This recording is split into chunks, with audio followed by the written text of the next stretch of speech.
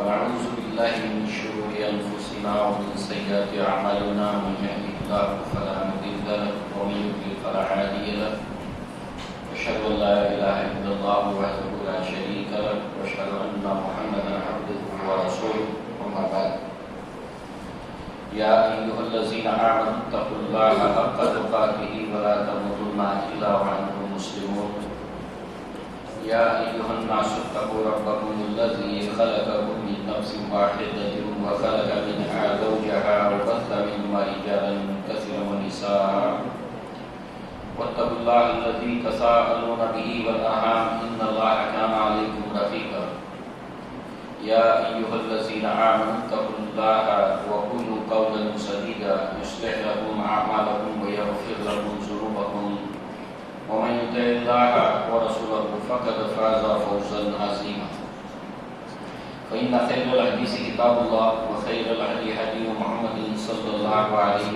وسلم وشر الأمور محدثاتها وكل محدثة بدعة وكل بدعة ضلالة وكل ضلالة في النار وقال الله تبارك وتعالى وكذلك جعلناكم أمة وسطا لتكونوا شهداء على الناس ويكون الرسول عليكم شهيدا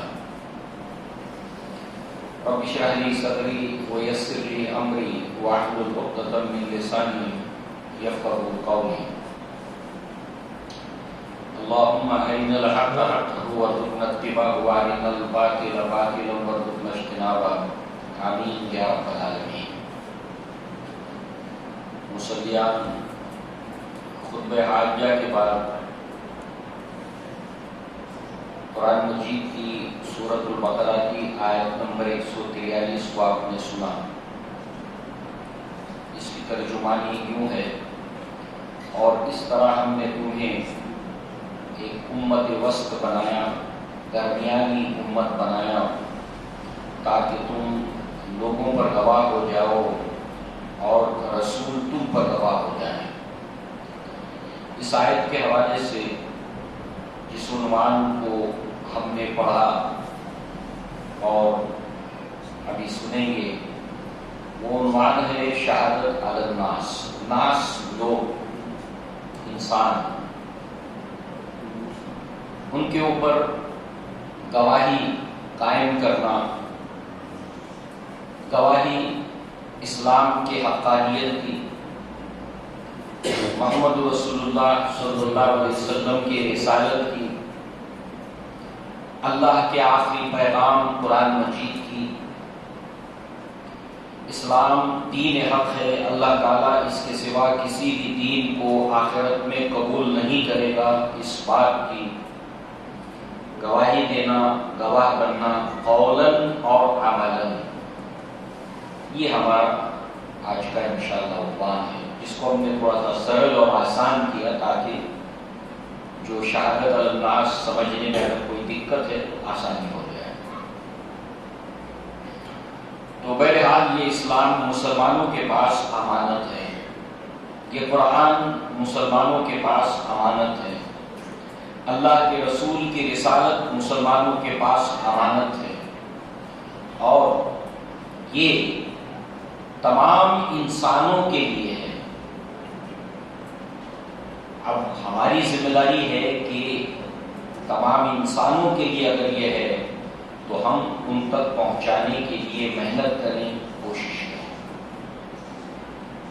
وہ اسے قبول کریں نہ کریں یہ ہماری ذمہ داری نہیں. ہماری ذمہ داری بس اتنی ہے کہ ہم اس کو پہنچائیں.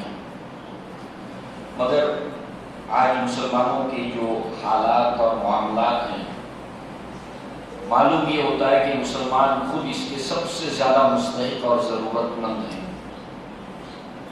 دین سے دوری کا وہ حال ہے آج ہمارے معاشرے میں کہ جس کے بارے میں جس قدر کہا جائے وہ کم ہے. تو بہرحال اس آیت کی طرف آنے سے پہلے جو سورۃ البقرہ کی آیت نمبر 143 ہے، اس سے پہلے ایک عنوان ہے سورۃ البقرہ میں جو آیت نمبر 142 تک چلتا ہے، اور سلسلہ کلام کے اندر کنٹینیوشن کے اندر یہ آیت آتی ہے۔ ان 142 آیات سے پہلے سورۃ الفاتحہ کی 7 آیات ہیں، یعنی کل ملا کر 149 آیات اس آیت سے پہلے ہیں۔ اور سلسلہ کلام کو اگر ہم سامنے رکھیں تو اس آیت پر پہنچنے سے پہلے ہمیں کچھ اندازہ ہونے لگتا ہے کہ کیا بات ہو رہی ہے اور آگے کیا بات ہوگی۔ تو اس آیت کی تفصیل میں جانے سے پہلے اس عنوان کے تحت سورۃ البقرہ میں 7 آیات ہیں۔ سورۃ الفاتحہ کے بہت سے نام ہیں، ام القرآن،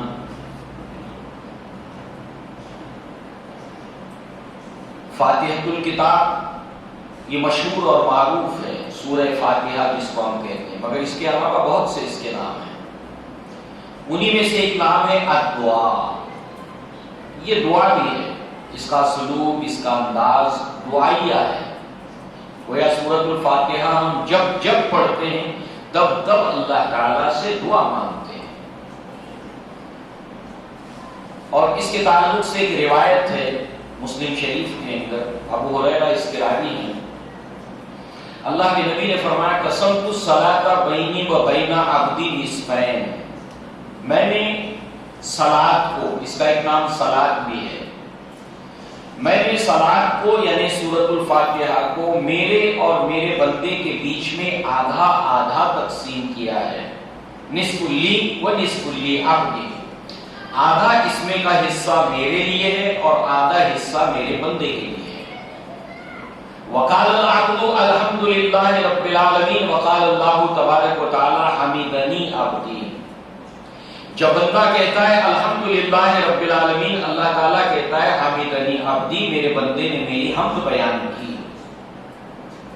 وقال العبد الرحمن الرحیم وقال اللہ تبارک و تعالی اثنى علی عبدی، جب بندہ کہتا ہے الرحمن الرحیم تو اللہ تعالیٰ کہتا ہے کہ میرے بندے نے میری ثنا بیان کی۔ وقال العبد مالک یوم الدین وقال اللہ تبارک و تعالی مجدنی عبدی، جب بندہ کہتا ہے مالک یوم الدین، اللہ تعالیٰ کہتا ہے میرے بندے نے میری بزرگی بیان کی۔ پھر بندہ کہتا ہے ایاک نعبد و ایاک نستعین، ایک عہد و پیمان، ایک نیت، ایک ارادہ کرتا ہے کہ اللہ ہم صرف تیری بندگی کرتے ہیں، کریں گے۔ یہ فعل مضارع ہے، فعل مضارع میں عربی زبان کے اندر حال اور مستقبل، پریزنٹ ٹینس اور فیوچر ٹینس دونوں ہوتا ہے، یعنی ہم تیری بندگی کرتے ہیں آج اپنی استعداد کے مطابق، اور آئندہ بھی ہماری کرنے کی نیت اور ارادہ ہے۔ وَإِيَّاكَ نَسْتَعِينُ، ہم تجھ ہی سے استعانت اور مدد چاہتے ہیں اس عبادت کے لیے، اور چاہتے رہیں گے، صرف تجھ ہی سے مدد مانگیں گے۔ إِيَّاكَ نَعْبُدُ وَإِيَّاكَ نَسْتَعِينُ، ایک قول و قرار، ایک اللہ تعالیٰ سے استعانت، مدد اور اپنی نیت کا اظہار کرتا ہے بندہ اس میں۔ اهدنا الصراط المستقیم، تو ہمیں صراط مستقیم کی ہدایت دے، وہ صراط مستقیم کہ جس کے اوپر چل کر انبیاء، صدیقین، شہداء کامیاب ہوئے، صالحین کامیاب ہوئے۔ وَلَهَدَيْنَاهُمْ صِرَاطًا مُسْتَقِيمًا، لازماً ہم نے صراط مستقیم دکھایا ان لوگوں کو، من النبیین والصدیقین والشہداء والصالحین۔ صراط مستقیم دراصل وہ ہے کہ جس کے اوپر نبی چلے، انبیاء چلے، جس کے اوپر صدیقین چلے، جس پر شہداء چلے، جس پر صالحین چلے، وہ راستہ ہمیں دکھا۔ اهدنا الصراط المستقیم صراط الذین انعمت علیہم، راستہ ان لوگوں کا جن کے اوپر تو نے انعام فرمایا۔ انعام اللہ علیہم، اللہ نے ان کے اوپر انعام فرمایا، من النبیین والصدیقین والشہداء والصالحین۔ انعام یافتہ گروہ یہ 4 ہیں، دونوں مرتبہ ہے۔ صراط مستقیم جن کو دکھایا ہے 4 گروہ، جن کے اوپر انعام فرمایا 4 گروہ۔ تو ان لوگوں کا راستہ مزید وضاحت کرتا ہے بندہ کہ جن کے اوپر، اس پر چلنے والوں کے اوپر تو نے انعام فرمایا، اس راہ پر ہمیں چلا، اس کی ہمیں ہدایت ہے۔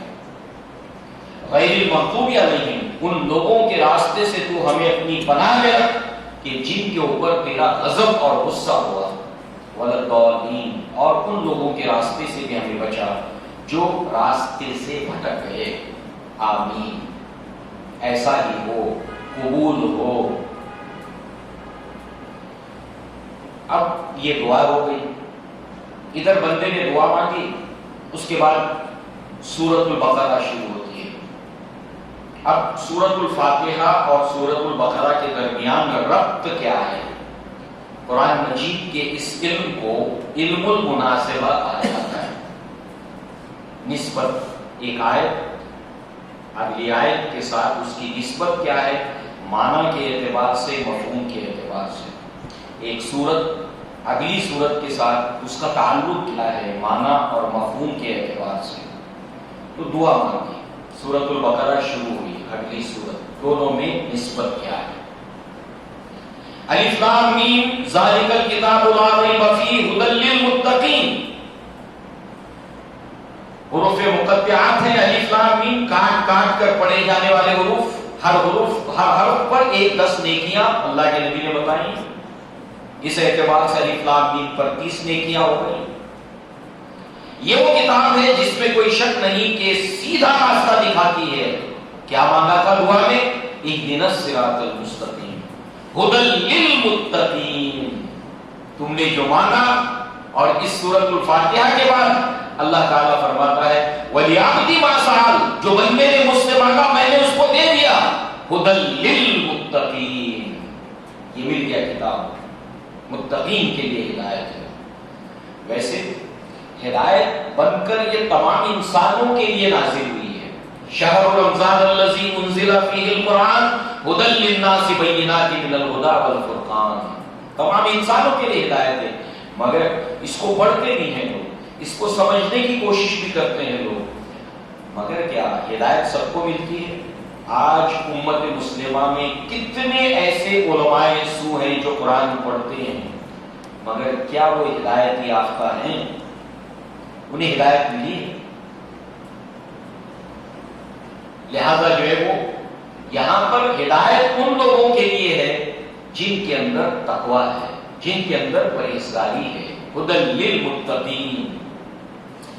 اللہ تعالیٰ نے سورۃ البقرہ کی ان 2 رکوعوں کے اندر جو اغلباً 20 آیات بنتی ہیں، 3 طرح کے لوگوں کا ذکر کیا، 3 اقسام کے لوگ۔ ایک وہ جو ہدایت یافتہ ہیں، اللہ نے کہا کہ یہ صفات ہے ہدایت یافتہ ہے، اور باقی 2 گمراہی کی 2 قسمیں ہیں جو ہدایت پر نہیں ہے۔ لہذا اب یہ 3 اقسام میں ایک مسلمان اگر فٹ ہونا چاہے تو کہاں فٹ ہونا چاہے گا؟ کہ وہ جو کامیاب ہوا گروہ اس میں شامل ہونا چاہے گا۔ اور صحابہ کا قرآن پڑھنے کا جو انداز تھا وہ کیا ہوتا تھا؟ وہ ہر آیت کے اوپر اپنے آپ کو پیش کرتے تھے، ہر آیت کو اپنے آپ کو پیش کرتے تھے، ہر آیت کے اوپر، یعنی جیسے انسان آئینے کے سامنے کھڑا ہو کر اپنے آپ کو پیش کرتا اور دیکھتا ہے میں کیسا ہوں، میرے بال کیسے، میرا چہرہ کیسے، ایسے ہر آیت کے سامنے اپنے آپ کو پیش کرتے تھے اور دیکھتے تھے کہیں میں یہ تو نہیں، میں ایسا ہوں کیا۔ اس طرح سے ہر آیت کے سامنے اس صفات، ان خصلتوں کے آئینے میں اپنے آپ کو پیش کرتے تھے، کہیں یہ مجھ میں تو نہیں ہے، یہ صفات مجھ میں ہونی چاہیے ہیں کیا، اور پھر اپنی اصلاح کرنے کی کوشش کرتے تھے۔ یہ انداز تھا صحابہ کرام کے قرآن کے پڑھنے کا اور اسلاف کے قرآن کے پڑھنے کا۔ تو اللہ تعالیٰ نے اس کے اندر 3 طرح کے لوگوں کا ذکر کیا، اور اللہ تعالیٰ نے انسانوں میں سے ہر انسان کے بارے میں قرآن میں لکھ دیا، آپ میرے ہم سب کے بارے میں قرآن میں بتایا، اور پھر کہا فیہ ذکرکم افلا تبصرون، اس میں تم میں سے ہر ایک کا ذکر ہے، کیا تم دیکھتے نہیں؟ تم اس میں ہو، اس کتاب میں تم ہو، تمہاری تصویر ہے، تمہاری حقیقت اس کتاب میں موجود ہے، تو تم دیکھتے نہیں کیا؟ فیہ ذکرکم افلا تعقلون، اس میں تمہارا تذکرہ ہے، کیا تم عقل سے کام نہیں لیتے؟ تو صحابہ اپنے آپ کو پیش کر کے اپنے آپ کو اس میں تلاش کرتے تھے۔ اب ظاہر سی بات ہے، ہم نے کیوں سنا؟ اس لیے سنا کہ ہمارا انداز بھی یہی ہونا چاہیے، قرآن مجید کو پڑھنے کا۔ تو اللہ نے 3 قسم کے لوگوں کا ذکر کیا۔ پہلے وہ جو ہدایت یافتہ ہیں، الف لام میم ذالک الکتاب لا ریب فیہ ھدی للمتقین الذین یؤمنون، ایمان رکھتے ہیں، بالغیب ویقیمون الصلاۃ، نماز کو قائم کرتے ہیں، ومما رزقناہم ینفقون، اور جو کچھ ہم نے انہیں روزی دی اس میں سے خرچ کرتے ہیں، والذین یؤمنون بما انزل الیک وما انزل من قبلک وبالآخرۃ ھم یوقنون، ایمان رکھتے ہیں جو اے نبی آپ پر نازل ہوا اور جو آپ سے پہلے نازل ہوا۔ اولئک علی ھدی من ربہم واولئک ھم المفلحون، یہ ہدایت یافتہ اور فلاح پائیں گے، یہ صفات مجھ میں ہیں، میں ہوں ایسا، یہ ایک ذکر ہے۔ پھر 2 ایسے گروہ کا ذکر ہے، ان میں سے ایک ایمان کا دعوے دار ہے۔ وَمِنَ النَّاسِ مَن يَقُولُ آمَنَّا بِاللَّهِ وَبِالْيَوْمِ الْآخِرِ وَمَا هُمْ بِمُؤْمِنِينَ، لوگوں میں سے کچھ ایسے جو کہتے ہیں ہم مومن ہیں، ایمان والے ہیں، ان کا دعویٰ ہے، مگر وہ مومن نہیں ہے۔ اللہ نے فرمایا نہیں ہے مومن۔ کیوں نہیں ہے؟ پھر 13 آیات کے اندر اللہ تبارک و تعالیٰ نے وہ مومن کیوں نہیں ہے اس کی وجوہات بتائیں۔ اور ایک گروہ وہ ہے کہ ان کو سمجھاؤ، مت سمجھاؤ، بتاؤ، نہ بتاؤ، ڈراؤ، خوشخبری دو، کچھ بھی کر لو، وہ پلٹ کر آنے والے نہیں ہیں۔ سمیٌ بکمٌ عمیٌ فہم لا یعقلون، سمٌ بکمٌ عمیٌ فہم لا یعقلون، اندھے بہرے گونگے ہیں، پلٹنے والے نہیں ہیں۔ یہ 3 گروہ کا ذکر 2 رکوعوں میں کیا۔ اس کے بعد اللہ تبارک و تعالیٰ نے ایک عام دعوت تمام انسانوں کو دی، یا ایھا الناس اعبدوا ربکم الذی خلقکم والذین من قبلکم لعلکم تتقون، اے انسانوں عبادت کرو اپنے اس رب کی جس نے تمہیں تخلیق کیا اور تم سے پہلے کے لوگوں کو، جس مقصد کے لیے انسان کو دنیا میں بھیجا گیا وہ دعوت دی گئی عبادت کی۔ پھر اس کے اندر دعوتوں کے اندر اللہ کی کتابوں پر ایمان لانے کی دعوت، آخرت پر ایمان لانے کی دعوت، جزا سزا کے تعلق سے دعوت، اور پھر ایک چیلنج کیا گیا، ان کنتم فی ریب مما نزلنا علی عبدنا فاتوا بسورۃ من مثلہ وادعوا شہداءکم من دون اللہ ان کنتم صادقین، اگر تمہیں شک ہے اس بات میں کہ یہ کتاب ہم نے نازل کی ہے اپنے بندے محمد رسول اللہ پر، تو پھر اس کے جیسی جو ہے وہ ایک سورت بنا لاؤ، فاتوا بسورۃ من مثلہ، 114 صورتیں ہیں مگر 114 نہیں، ایک ہی سورت بنا کے لاؤ اس کی جیسی اگر تمہیں شک ہے۔ اور سورتوں میں سورۃ العصر بھی ایک سورت ہے، سورہ نصر بھی ایک سورت ہے، سورہ کوثر بھی ایک سورت ہے، بہت چھوٹی سورت، شرط یہ نہیں لگائیں گے بڑی والی سورت یا چھوٹی والی، کوئی بھی ایک سورت اس کے جیسی بنا لاؤ۔ کیوں؟ کیونکہ تمہارا یہ شک ہے، تم یہ شک کرتے ہو کہ محمد صلی اللہ علیہ وسلم کا اپنا کلام ہے اور ہر انسانی کلام کو چیلنج ہوتا ہے، اور جس کو ہم کہتے ہیں کہ اس سے بڑھ کر کلام کرنے پیش کرنے والے کبھی نہیں ہے۔ ٹھیک ہے، ایک سے بات نہیں بن رہی ہے، ایک سے بات نہیں بن رہی ہے تو تم ایک کام کرو، اللہ کو چھوڑ کر جس کو مدد کے لیے بلا سکتے ہو، تمہارے مصنفین، تمہارے تھنک ٹینکس، تمہارے دانشوران، سب کو جمع کرو اور سب مل کر ایک صورت بنا کے لاؤ اگر تمہیں شک ہے۔ اب سچ مجھ اگر شک ہو تو دور کیا جا سکتا ہے، سچ مچ اگر ڈاؤٹ ہو، غلط فہمی ہو، سچ مچ غلط فہمی ہے، ڈاؤٹ ہے تو دور کیا جا سکتا ہے، نہیں بھائی ایسی نہیں ایسی بات تھی، او میں تو ایسے سمجھ بیٹھا تھا، معاف کرنا مجھ سے غلطی ہو گئی۔ تو شک اور غلط فہمی دور کی جا سکتی ہے اگر سچ مچ میں ہو، مگر ایک آدمی شک کرنے کا ڈرامہ کر رہا ہو، غلط فہمی کا ڈرامہ کر رہا ہو، اس کی غلط فہمی آپ کبھی دور نہیں کر سکتے۔ ایک انسان جو سچ مچ سویا ہے اس کو آپ جگا سکتے ہیں، مگر سونے کا سوانگ جس نے رچا ہے اس کو جگا نہیں سکتے۔ اس لیے کہا اگر تم شک میں سچے ہو، ان کنتم صادقین، تو پھر اس کو قبول کرو، پھر تاکہ شک رفع ہو جائے۔ اس کا طریقہ یہ ہے اس کے بعد آدم اور ابلیس کا قصہ آیا ہے جو قرآن میں 7 جگہ پر ہے، اور اس قصے کے اندر تفصیلات ہم کم زیادہ جانتے ہیں۔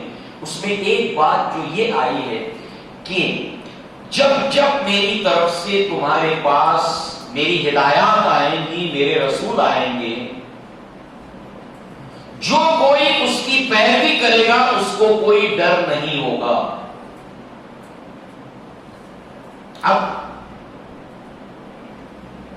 اللہ تعالیٰ نے اپنے اپنے دور کے اندر نبیوں کو بھیجا، کتابوں کو بھیجا، اور آخری نبی محمد رسول اللہ صلی اللہ علیہ وسلم کو ہدایت اور قرآن کے ساتھ بھیجا۔ اب جو اس کی پیروی کرے گا قرآن کی، نبی کی، اس کو کوئی ڈر کوئی خوف نہیں۔ تمام آدم کے بچوں کو یہ کہا گیا۔ اس کے بعد اتہاس شروع ہوتا ہے، تاریخ۔ کس کی تاریخ؟ بنی اسرائیل کی۔ 2 رکوع، پہلے 6 آیات پر 1 رکوع، اور پھر اس کے بعد دوسرا رکوع، دونوں جگہ پر یا بنی اسرائیل یا بنی اسرائیل۔ پہلی مرتبہ یا بنی اسرائیل کہہ کر بالخصوص یہود کے علماء سے خطاب کیا گیا، بالخصوص، اور بالعموم سب بنی اسرائیل۔ اس کے اندر کہا گیا وَلَا تَكْتُمُوا الْحَقَّ، حق کو چھپاؤ مت۔ چھپائے گا کون؟ چھپائے گا کون؟ جس کے پاس ہوگا۔ تو علم کس کے پاس ہوتا ہے؟ عالم کے پاس ہوتا ہے، تو چھپاؤ مت۔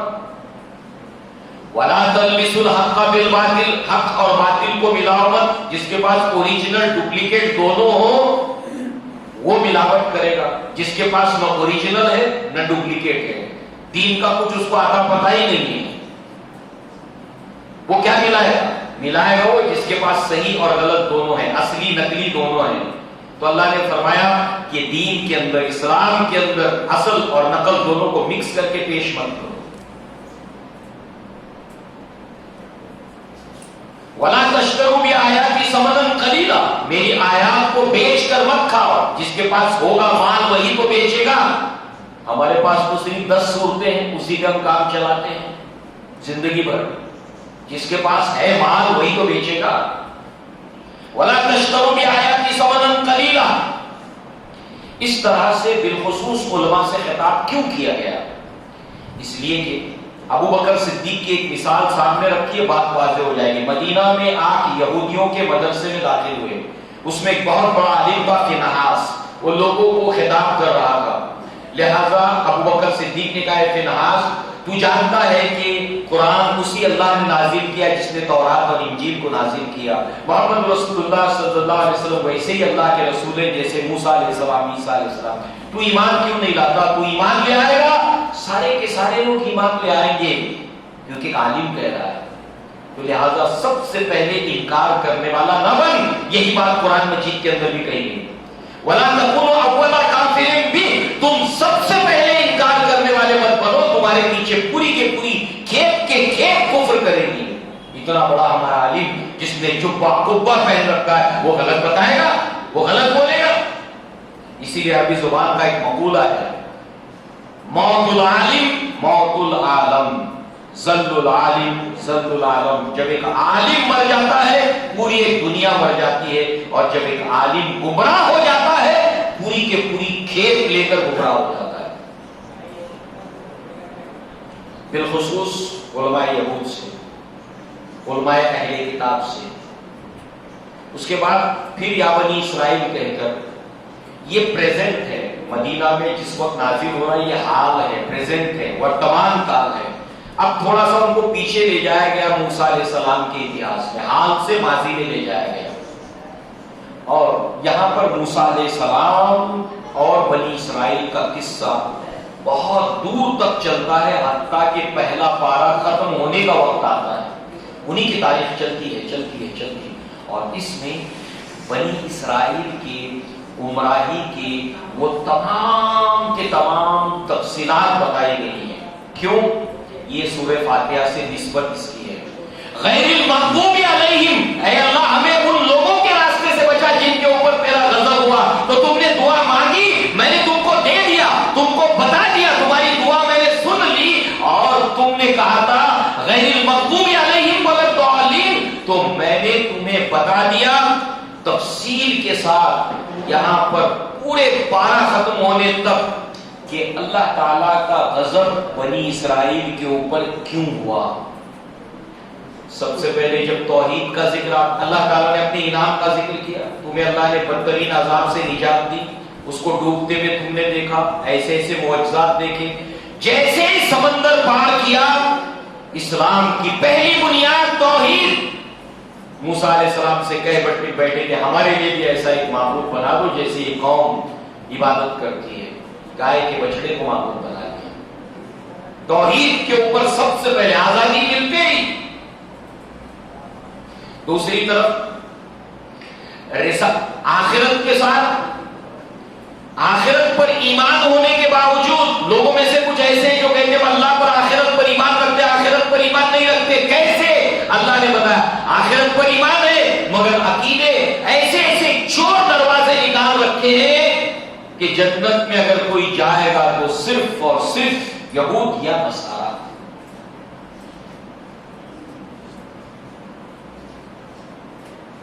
پھر کہیں عقیدہ لا تمسنا النار الا ایاما معدودات, ہمیں جہنم کی آگ کو چھو بھی نہیں سکتی مگر گنتی کے چند روز, چلے بھی گئے تو نکل آئیں گے, اللہ نکالے گا ہم کو. آخرت کا ایمان کے باوجود یہ سب چور دروازے کھول رکھتے تھے جس کا دین اور اسلام سے کوئی لینا دینا نہیں. ڈھیروں دروازے. اللہ تعالیٰ نے جس کو جنت میں داخل کرنا ہوتا ہے اس کو یہودی بنا کر ہی پیش کرتا ہے, دنیا میں بھیجتا ہے. ایسے ایسے آتی ہے جنت میں ہم ہی جائیں گے, ہمارے علاوہ کون جانے والا ہے. میں مریض مصطفیٰ ہوں میری عظمتیں نہ پوچھو, میں مریض مصطفیٰ ہوں میری عظمتیں نہ پوچھو, مجھے دیکھ کر جہنم کو بھی آ گیا پسینہ. جہنم کانپتی ہے, ڈرتی ہے, پسینہ پسینہ ہو جاتی ہے اس کو دیکھ کر. اور صحابہ اکرام ڈرتے تھے آخرت سے, خوف کھاتے تھے آخرت سے.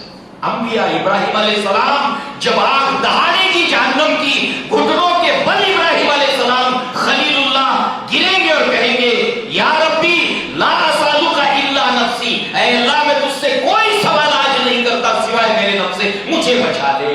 اور یہ میں مریض مصطفیٰ ہوں میری عظمتیں نہ پوچھو, مجھے دیکھ کر جہنم کو بھی آ گیا پسینہ. یہود سے آگے نکل گئے, انہوں نے صرف اتنا کہا لم تمسنا النار الا ایاما معدودات, جائیں گے ضرور مگر تھوڑے دن کے لیے. انہوں نے کہا جائیں گے نہیں, وہ تو ڈرتی ہے مجھ سے. تو ایسے آخرت کے ساتھ چور دروازے بنا لیے کہ آخرت صفر ہو کر رہ گئی, زیرو ہو کر رہ گئی. توحید کے ساتھ کھلواڑ, آخرت کے ساتھ چور دروازے. فرشتوں کے اوپر ایمان, 6 ایمانیات, سارے ایمانیات کے ساتھ میں انہوں نے کیا گورکھ ڈنڈا کیا, ایک ایک کا ذکر کیا یہاں پر. دین کو پورا کھیل تماشا بنا دیا ان لوگوں نے.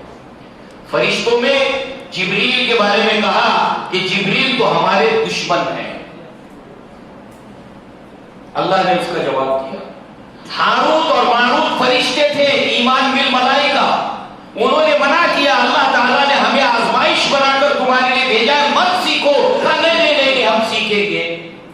سیکھا اور پھر سماج کے اندر اس کو انتشار کا سبب بنایا.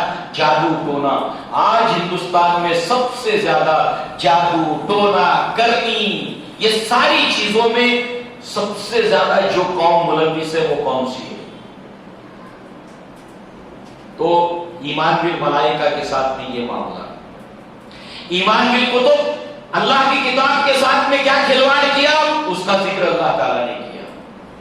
اور پھر رسول کی اطاعت کرنے کی بجائے کہ اللہ تعالیٰ رسولوں کو اطاعت ہی کے لیے بھیجتا ہے, اس کی بجائے انہوں نے رسول کے پاس بہت سے مطالبات پر مطالبات. یا موسیٰ لن تؤمن لک حتی نری اللہ جہرۃ, اے موسیٰ ہم تم پر ہرگز ایمان نہیں لائیں گے جب تک کہ تم اللہ کو ہم کو کھلا کھلا نہ دکھا دو.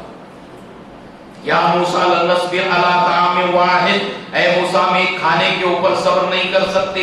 اللہ سے دعا کیجئے جو زمین سے اگنے والی چیزیں ہمارے لیے پیدا کرے, ہمارے لیے دے. من بقلھا وقثائھا وفومھا وعدسھا وبصلھا, پیاز لہسن مسور یہ سب ہم کو چاہیے. اب ہم صبر نہیں کر سکتے منا اور سلوا کے اوپر. کھا کھا کے ہم تھک چکے ہیں رسول کی نافرمانی، رسول کو پریشان کیا اطاعت کرنے کی بجائے۔ پھر آیت نمبر 120 جب گزر جاتی ہے، سب یہی تذکرہ ہے کیا کیا کیا انہوں نے کھلواڑ، غیر المغضوب علیہم، اس لیے اللہ کا غضب ہوا۔ اللہ نے اسی میں فرمایا ضربت علیہم الذلۃ والمسکنۃ وباؤوا بغضب من اللہ، کہ یہ اللہ تبارک و تعالیٰ کی طرف سے ذلت اور کمزوری ان کے اوپر تھوپ دی گئی اور یہ اللہ کا غضب لے کر رو گے، غیر المغضوب علیہم۔ اور پھر جب پہلے پارے تک ہم پہنچنے لگتے ہیں تو پھر اس تاریخ کو اور ایک نبی سے جوڑ دیا گیا پیچھے ماضی میں، ابراہیم علیہ السلام سے۔ یاد کرو ابراہیم کا وہ وقت جب ابراہیم علیہ السلام کا اللہ نے چند باتوں میں امتحان کیا، وَإِذِ ابْتَلَىٰ إِبْرَاهِيمَ رَبُّهُ بِكَلِمَاتٍ فَأَتَمَّهُنَّ، تو انہوں نے پورا کیا اس امتحان کو، تو اللہ نے ان کو امام بنایا۔ اور پھر ابراہیم علیہ السلام نے خانہ کعبہ کو تعمیر کیا، اس کا ذکر آیا۔ خانہ کعبہ کو تعمیر کرتے ہوئے دعا کی، ربنا وابعث فیہم رسول یتلو علیہم آیاتک ویعلمہم الکتاب والحکمہ ویزکیہم انک انت العزیز الحکیم۔ یہاں سے ایک رسول اٹھا خانہ کعبہ کو تعمیر کرتے ہوئے، گویا کہ یہود کو یہ سب بتایا جا رہا ہے، تمہیں پتا ہے تم ابراہیم علیہ السلام نے یہاں پر خانہ کعبہ کو تعمیر کیا، ان کے بیٹے اسماعیل نے، اور یہ دعا مانگی، اور اسی انتظار میں تم کہاں سے نکل کر، فلسطین سے نکل کر تم چلے آئے تھے کہاں پر، مدینہ میں آ کر آباد ہوئے تھے، اسی آخری نبی کے انتظار میں۔ یہ سورت مدنی ہے۔ پھر ابراہیم علیہ السلام نے اپنے آخری وقت میں تم سے کیا عہد و پیما لیا، وہ یاد دلایا گیا۔ اس کے بعد میں ان کو یاد دلایا گیا، اسحاق علیہ السلام، یعقوب علیہ السلام نے اپنے 12 بیٹوں کو جمع کیا موت کے وقت میں، اور ان سے سوال پوچھا، ما تعبدون من بعدی، میرے بعد عبادت کس کی کرو گے؟ یہ ساری باتیں یاد دلائی گئی، اور مسلمانوں سے کہا گیا، افتؤمنون ان یؤمنوا لکم، تم یہ گمان رکھتے ہو، یہ خوش فہمی رکھتے ہو، اے صحابہ، اے اہل ایمان، یہ ایمان لائیں گے؟ یہ ایمان نہیں لائیں گے، تمہارا خیال ہے کہ یہ ایمان لائیں گے۔ کیوں صحابہ ایسا سوچتے تھے؟ ارے یہ تو اہل کتاب ہے، قریش تو خیر ان پڑھ قوم ہے، ان کے پاس تو کوئی کتاب نہیں، اب سے دراز اسماعیل علیہ السلام کے بعد کوئی نبی نہیں آیا، یہ تو اہل کتاب ہے، تورات والے، انجیل والے، یہ مان جائیں گے، ان کے پاس علم ہے۔ اس بنیاد پر صحابہ سمجھتے تھے یہ مان لیں گے، کیونکہ یہ علم والے ہیں، ان میں بڑے بڑے علماء ہیں، بڑے بڑے رہبان ہیں۔ اللہ نے فرمایا ہے اہل ایمان، تم سمجھ تو ایمان لائیں گے؟ نہیں۔ پھر وجہ بتائے کیوں نہیں ایمان لائیں گے۔ اور پھر اللہ تعالیٰ نے یہ خطاب پورا کے پورا ڈائریکٹلی تھا یہود کی طرف اور انڈائریکٹلی مومنوں کی طرف۔ ان کی تاریخ ہم کو سنائی جا رہی ہے، ڈائریکٹ یہود اور انڈائریکٹ ہم مسلمان۔ اب ڈائریکٹ خطاب مومنوں سے شروع ہوتا ہے اور انڈائریکٹ خطاب شروع ہوتا ہے یہود سے۔ اللہ تعالیٰ نے فرمایا، تلک امۃ قد خلت لہا ما کسبت لکم ما کسبتم ولا تسألون عما کانوا یعملون۔ وہ ایک امت تھی گزر چکی، انہوں نے جو کمایا ان کے لیے، تم جو کماؤ گے تمہارے لیے۔ انہوں نے کیا کیا تم سے سوال نہیں پوچھا جائے گا، ان کا ٹائم فنش، تمہارا ٹائم شروع۔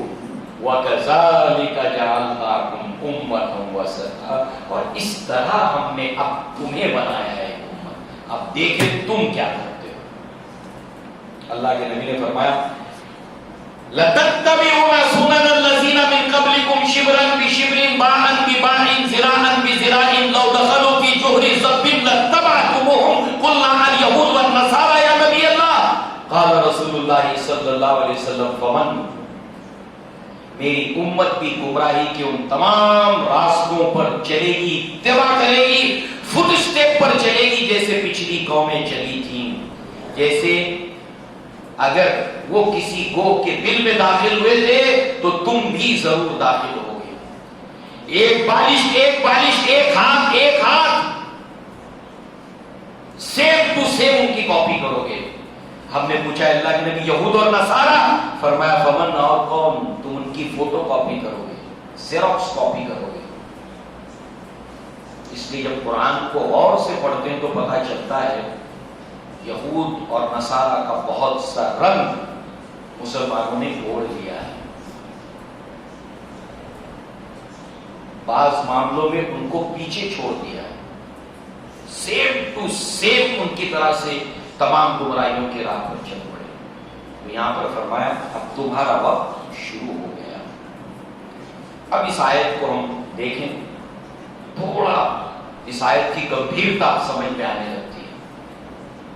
وہ فضیلت والی امت ختم ہو گئی جس کے بارے میں کہا گیا تھا یا بنی اسرائیل اذکروا نعمتی التي انعمت علیکم وانی فضلتکم علی العالمین۔ اب تم کو کیا بنایا؟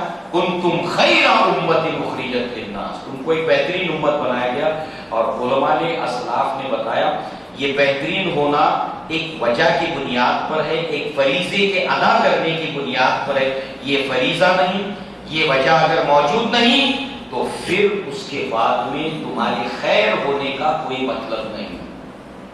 خیر ہونا مشروط ہے، ایسے ان کی فضیلت تھی مشروط، فضیلت گئی، شرائط گئی، فضیلت گئی۔ ایسے ہی یہاں پر خیر امت ہونے کی جو کنڈیشن ہے وہ اگر نہیں ہے تو تمہارے میں کوئی خیر نہیں، کوئی خیر نہیں۔ لہذا اب اللہ تعالیٰ نے اس آیت کے اوپر ہم دیکھیں، ہم کو امت کہا۔ امت کے معنی ہے افراد کا گروہ، لوگوں کا سموہ، اس کو امت کہتے ہیں۔ مگر افراد کے سموہ کے لیے، گروہ کے لیے، لوگوں کے اجتماع، گروہ کے لیے عربی زبان میں اور بھی الفاظ ہیں۔ قوم عربی زبان کا لفظ ہے، کتنے نبیوں نے کہا یا قوم اعبدوا اللہ، اے میری قوم اللہ کی بندگی کر۔ قوم بھی افراد کا گروہ، ملت افراد کا گروہ، ملت ابیکم ابراہیم، ملت کے معنی بھی افراد کا گروہ، تو قوم افراد کا گروہ، ملت افراد کا گروہ، حزب افراد کا گروہ، اور امت افراد کا گروہ۔ سب، مگر سب کے سب 100% ایک ہی معنی ہے نہیں۔ قوم افراد کا ایسا گروہ جن کی ایک بھاشا ہو، جو بھی نبی آتا تھا اس بھاشا کو بولتے ہوئے آتا تھا جو اس کی قوم کی تھی، اس لیے وہ کہتا تھا یا قومی۔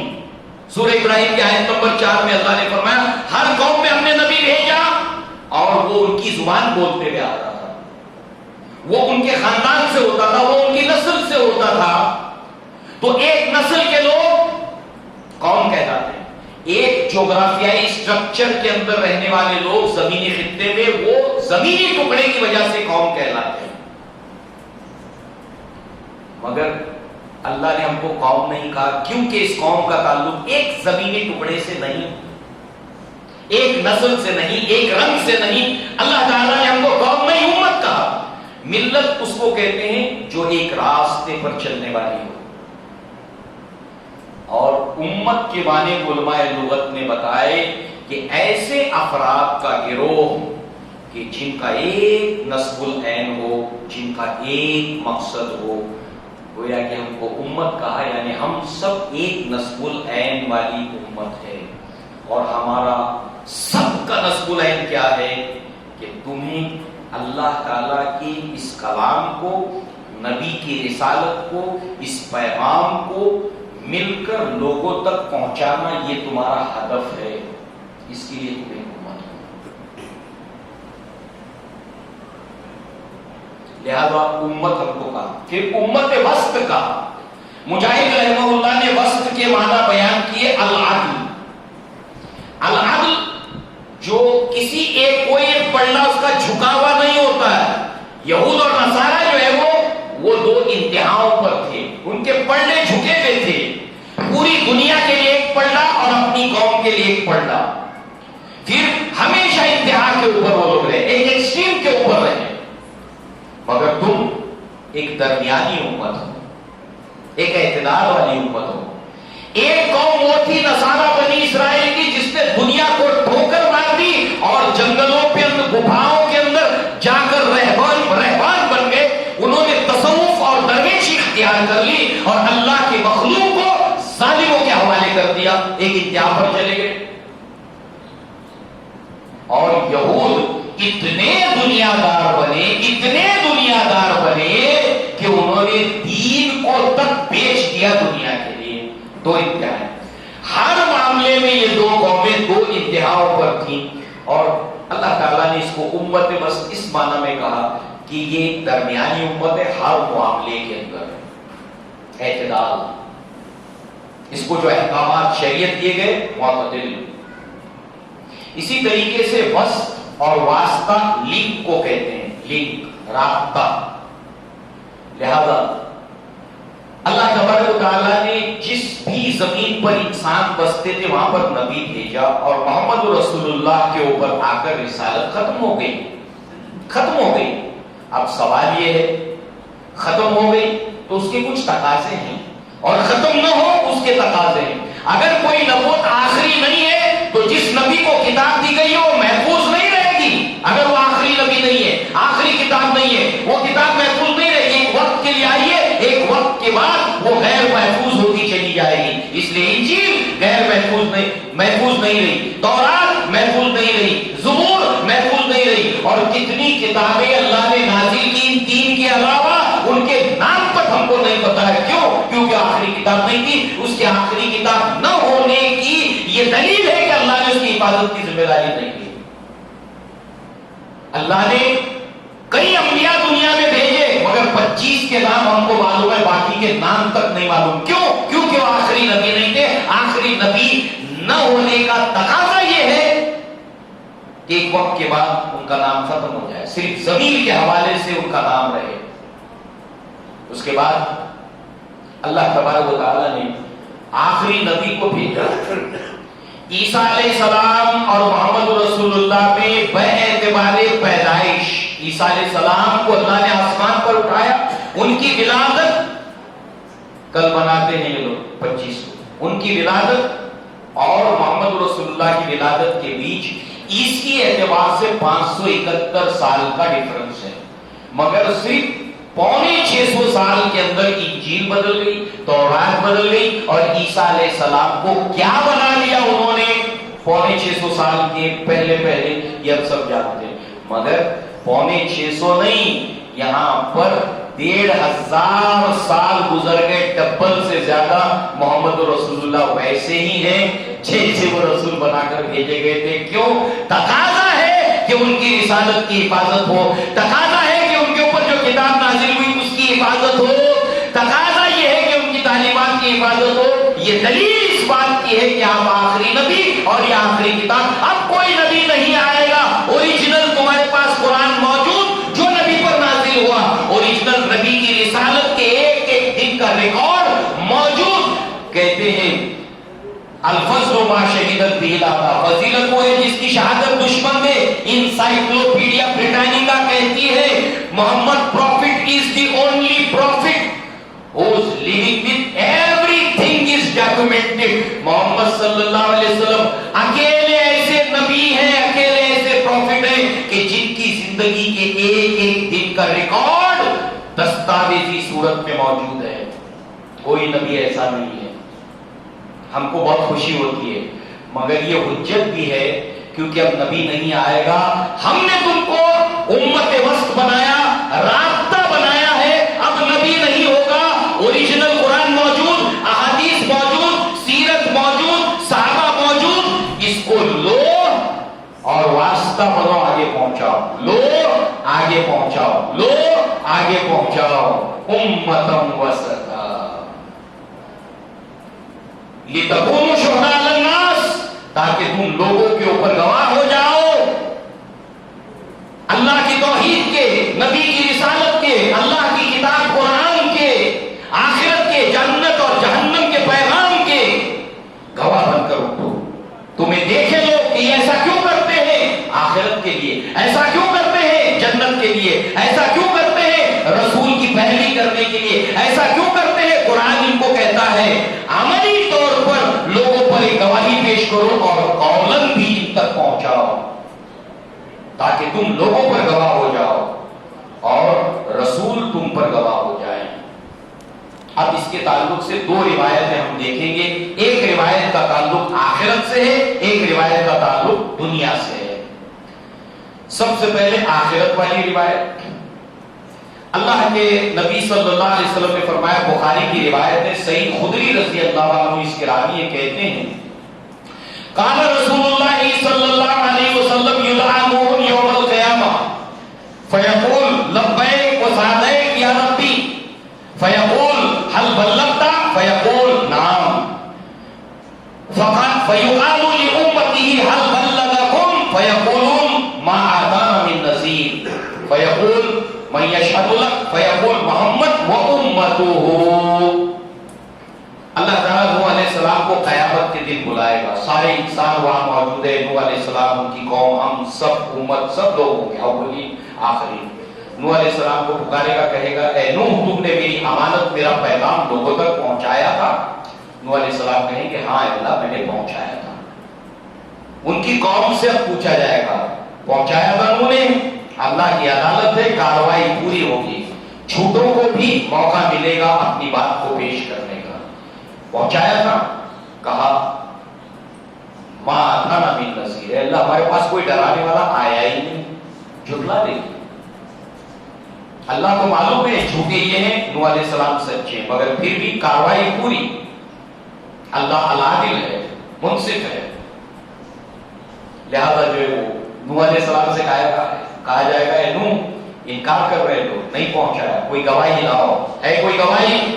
اس وقت نوح علیہ السلام کہیں گے اللہ ہاں میں گواہ کے طور پر پیش کرتا ہوں محمد صلی اللہ علیہ وسلم کو اور ان کی امت کو. حافظ ابن حجر رحمہ اللہ نے اس آیت, اس حدیث کی شرح کرتے ہوئے کہا کہ لوگ اعتراض اٹھائیں گے کہ یہ کیسے گواہی دے سکتے ہیں, یہ تو ہمارے بہت بعد میں آئے تھے. امت کہیں گے اللہ ہم نے تیری آخری محفوظ کتاب کے اندر نوح علیہ السلام کے بارے میں پڑھا تھا, اے میری قوم, دن میں بھی سمجھایا, رات میں بھی سمجھایا, اکیلے اکیلے بھی دعوت دی, جماعت گروہ میں بھی دعوت دی, آواز سے بلند بھی دی, چھپ کر بھی دی, مجھے دیکھ کر یہ راستہ کاٹتے. پوری نوح علیہ السلام کی دعوت کو ہم نے اللہ قرآن میں پڑھا, تیرے نبی سے سنا, ہم گواہی تیری کتاب کی بنیاد کے اوپر دیتے ہیں. امت نے گواہی دے دی. اب محمد صلی اللہ علیہ وسلم گواہ بن کر اٹھیں گے, اللہ میں گواہی دیتا ہوں میری امت نے جو گواہی دی ہے میں اس کے اوپر گواہوں کہ میری امت سچی ہے. اس گواہی کو قبول کرتے ہوئے فیصلے ہوں گے. حافظ ابن حجر کہتے ہیں صرف معاملہ نوح علیہ السلام کی قوم کا نہیں ہے, نبی امت ہر ایک کے لیے یہ امت گواہ بنے گی, اور اس امت کے اوپر محمد رسول اللہ گواہ بنیں گے. وَكَذَلِكَ جَعَلْنَاكُمْ أُمَّةً وَسَطًا لِتَكُونُوا شُهَدَاءَ عَلَى النَّاسِ وَيَكُونَ الرَّسُولُ عَلَيْكُمْ شَهِيدًا. اس طرح ہم نے تمہیں امت وسط بنایا تاکہ تم لوگوں کے اوپر گواہ ہو جاؤ اور محمد رسول اللہ تمہارے اوپر گواہ ہو جائے. یہ آخرت کی ہوگی بات اس آیت کو لے کے. اب آئیے دنیا کی بات کو لے کر, یہ روایت بھی بخاری کی اور یہ روایت بھی بخاری کی ہے. فضائل قرآن کے اندر عبداللہ ابن مسعود رضی اللہ عنہ کہتے ہیں قال علی النبی صلی اللہ علیہ وسلم اقرأ علیہ فقلت اقرأ علیک وعلیک انزل یا رسول اللہ.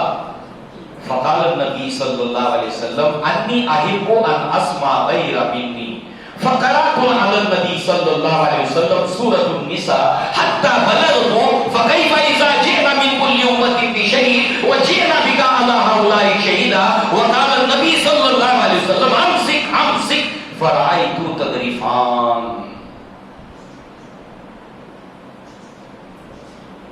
اللہ کے نبی نے مجھ سے کہا اے عبداللہ مجھے قرآن سناؤ.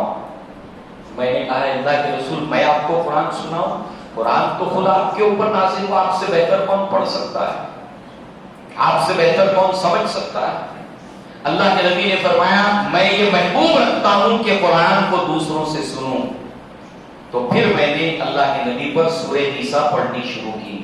پڑھتا گیا پہلی آیت سے حتیٰ کہ 40 آیت میں کراس کر گیا اور یہ آیت آئی فَكَيْفَ إِذَا جِئْنَا مِن كُلِّ أُمَّةٍ بِشَهِيدٍ وَجِئْنَا بِكَ عَلَىٰ هَٰؤُلَاءِ شَهِيدًا. اے نبی اس وقت کیا حال ہوگا جب ہم ہر امت میں سے ایک گواہ اٹھا کر لائیں گے اور آپ کو اس امت کے اوپر گواہ بنا کر لائیں گے. ہر امت میں سے ایک گواہ، نوح علیہ السلام ان کے اوپر، ان کی قوم کے اوپر گواہ، شعیب علیہ السلام ان کی قوم، لوط علیہ السلام ان کی قوم، ابراہیم علیہ السلام ان کی قوم، اور آپ کو اس امت کے اوپر گواہ بنا کر لائیں گے۔ اب اللہ کے نبی سے پوچھا جائے گا ان کو پہنچایا؟ اس لیے حجۃ الوداع میں نبی نے کیا کہا؟ الا هل بلغت؟ یہ جو یہاں پر نوح علیہ السلام سے سوال پوچھا گیا حل بلغت، نبی نے دنیا میں حجۃ الوداع میں 1,40,000 کے قریب لوگوں کو پوچھا الا هل بلغت؟ لوگوں نے کہا کہ ہم گواہی دیتے ہیں، وَكَذَلِكَ جَعَلْنَاكُمْ أُمَّةً وَسَطًا لِتَكُونُوا شُهَدَاءَ عَلَى النَّاسِ وَيَكُونَ الرَّسُولُ عَلَيْكُمْ شَهِيدًا۔ میں نے پہنچایا تو صحابہ نے گواہی دی کہ ہم گواہ ہیں اس بات کے اوپر کہ آپ نے ادیتا و نصحتا و بلغتا، دعوت کا، نصیحت کا، تبلیغ کا حق ادا کر دیا۔ اس کے بعد اللہ کے نبی نے فرمایا اللہم اشہد۔ صحابہ نے نبی کی سفیدی دیکھی، بغل کی، اللہم اشہد، اللہم اشہد، اے اللہ تو گواہ ہے، کیونکہ قیامت کے دن ایک گواہ مجھے بنا کر پیش کیا جائے گا، آج تو بھی گواہ ہے۔ یہ کہہ رہے ہیں کہ میں نے یہ امانت ان تک پہنچا دی۔ پھر فرمایا فَلْيُبَلِّغِ الشَّاهِدِ الْغَائِبَ، جو یہاں موجود ہے وہ اس کو پہنچائے جو یہاں پر موجود نہیں ہے۔ بَلِّغُ عَنِّي وَلَوْ آیَةً، میری طرف سے ایک آیت بھی اگر تم کو معلوم ہے تو پہنچاؤ۔ صحابہ اس ذمہ داری کو، اس فریضے کو سمجھتے تھے، اس لیے اپنے گھر کو چھوڑ کر، اپنے دیش کو چھوڑ کر نکل پڑے، اور 25 سال کا عرصہ نہیں گزرا تھا کہ ایشیا کے دور دراز مقامات میں ہندوستان کے تھانہ ڈسٹرکٹ تک پہنچ گئے، حیدرآباد مالابار کے ساحل تک پہنچ گئے، انڈونیشیا، ملیشیا پہنچ گئے، یورپ کے اندر پہنچ گئے، مغرب کی وادیوں میں گونجی آزا ہماری، تھمتا نہ تھا کسی سے سیل رواں ہمارا۔ ظاہر سی بات ہے زمینی سفر طے کر کے تو نہیں آئے، سمندر کے راستے سے۔ اس زمانے میں کتنی ایڈوانس ٹیکنالوجی کے جہاز تھے، کیسی راتیں انہوں نے اس سمندر میں گزاری ہوں گی اس فریضے کو ادا کرنے کے لیے، کہ آج اللہ کے فضل و کرم سے اس سرزمین میں ہم اسلام میں داخل ہوئے، ان کی وجہ سے، ان کی محنت اور احساس ذمہ داری کی وجہ سے، کہ آج ہمارے لیے جنت میں جانے کا ایک دروازہ تو کھل گیا، ایک بہانہ تو ہو گیا۔ مگر کتنی قومیں ہر روز اس دیش میں ہماری مر رہی ہے بغیر اسلام کے، کیا ہم نے کبھی اس کو محسوس کیا؟ کتنا وہ انسان ہمارا محسن ہوگا جس نے ہمارے باپ داداؤں میں سے کسی کے سامنے اسلام کا پیغام یا امانت رکھی ہوگی، اور ہمارے آباء و اجداد نے اللہ کے فضل سے اسلام قبول کرتے ہوئے وہ سلسلہ ہم تک پہنچا۔ دوستو، اس احساس اور ذمہ داری کو سمجھنے کی ضرورت ہے۔ ہمارے دنیا اور آخرت کے مسائل کا سولوشن، 100% سولوشن اس کام کے ساتھ جڑا ہے، جس کو ہم سمجھنے کے لیے تیار نہیں ہیں، جس کا ہم احساس کرنے کے لیے تیار نہیں ہیں، جس کی شہادت ہماری مسجدیں دیتی ہیں، جس کی شہادت ہمارے اجتماعات دیتے ہیں، جس کی شہادتیں ہمارا سماج دیتا ہے، کہ اس معاملے میں ہم لوگ بالکل سنجیدہ نہیں، اور وقت کے ساتھ بیماریاں بڑھتی جائیں گی، ہماری نوجوان لڑکیوں کی بیماریاں بڑھتی جائیں گی، ان کی گمراہی کی بیماریاں بڑھتی جائیں گی، نوجوانوں کے مسائل کھڑے ہوتے جائیں گے، اور آج 10 ہے کل 100 ہوں گے، پرسوں 300 ہوں گے۔ یہ مسائل کو اگر جنگل کی آگ کی طرح پھیلتے ہوئے ان مسائل کو اگر روکنا ہے، ہمیں اس کی طرف لوٹنا پڑے گا۔ There is no option at all، کوئی اور راستہ نہیں ہے سوائے اس راستے کے۔ کاش کہ اللہ تعالیٰ اس کا احساس ہمارے دلوں میں جگائے، اور ہم اللہ تعالیٰ کے اس پیغام کو سب سے پہلے اپنی بستیوں کے اندر پہنچانے کے لیے محنت کرنے والے بنے، جد و جہد کرنے والے بنے، اور مل کر ایک امت بن کر کرنے والا ہم یہ کام کریں۔ اللہ تعالیٰ ہمیں اس کی توفیق عطا فرمائے۔ اقول قولی ھذا واستغفر اللہ لی ولکم ولسائر المسلمین والمسلمات، وآخر دعوانا ان الحمد للہ رب العالمین۔ السلام علیکم ورحمۃ اللہ وبرکاتہ۔